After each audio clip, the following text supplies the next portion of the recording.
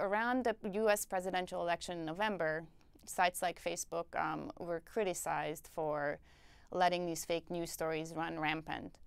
And at first, Mark Zuckerberg was kind of in denial when he was asked whether he thought these fake news stories influenced the US election. He said that was a crazy idea.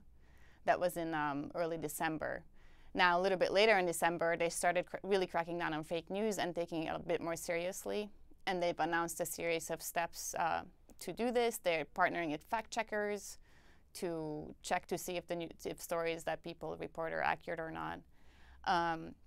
And then Zuckerberg later on backtracked from saying it was a crazy idea to saying, well, maybe people were onto something. Maybe these fake news stories did influence how people voted or what they thought of the current political situation.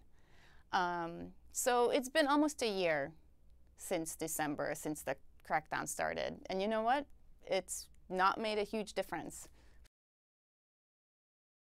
What happens when there's a disaster or a big news event, so at first, is that there's not a lot of real information available, because it's a lot easier to make up a fake story after something crazy happens than to actually report out what the truth is. So a lot of purveyors of fake news kind of take advantage of this and put out a lot of stuff that is false, just to, some do it to create chaos, some do it for financial reasons, some do it for political reasons. YouTube doesn't necessarily remove content just because it's fake. If you searched for any kind of conspiracy theory about 9/11 or Paul McCartney being dead, you would find it. Just because something is fake, it doesn't mean it can't be on YouTube. They don't really want to become like editors or a media company and tell you, what you can and cannot watch.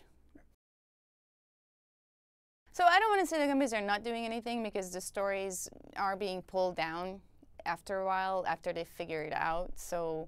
But the fact that they're still going up there and people can still see this, and it's actually, it's right after something happened. So whether it's a shooting or an earthquake or anything else, the crucial time for getting information is right after it happens. So if the information right after it happens is fake news and these companies don't know how to tell people real information, that's a huge problem.